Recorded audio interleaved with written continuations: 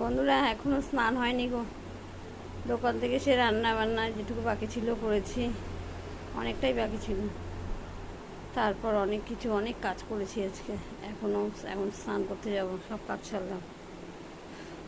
যাই হোক বন্ধুরা, যখন তোমার কেউ খুব প্রশংসা করবে না, তখন কোনো দিন একদম গলে যাবে না। আমি তো জানি না, সত্যি কথা বলতে কি, আমার ছোটোবেলা থেকে আমি এরকমই। কেউ যখন আমাকে খুব ভালো বলে, আমি কখনো তাতে ভীষণভাবে আনন্দিত হয়ে গলে যাই না, গদগদ হই না।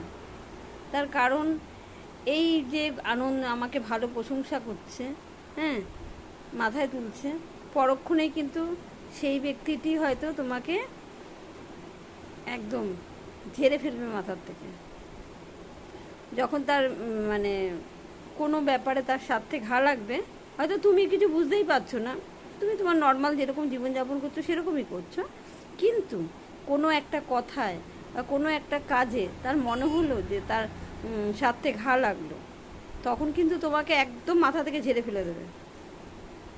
তখন যে তোমার প্রশংসায় গদগদ ছিল, সে তোমার এমন বদনাম করবে যে তুমি জানতেও পারবে না যে তোমার পেছনে তোমাকে নিয়ে কী আলোচনা হচ্ছে। এই কখনো কারোর প্রশংসায় আমি গদগদ হই না। তার কারণ আমি হাতে নাতে ফল পেয়েছি অনেক ক্ষেত্রে।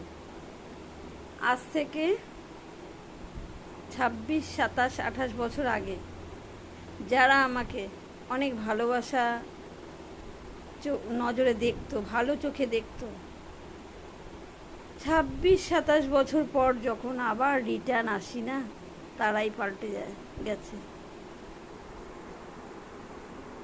কোনো কারণ ছাড়া। জানি না, আমি কিন্তু সারা জীবন একই রকম আছি। প্রশংসায়ও গদগদ হইনি কোনো দিন, আবার যখন আমার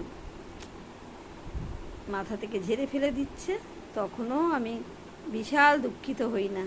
তার কারণ কি বলো তো? আমি তো জানি এটাই হয় বাস্তবে।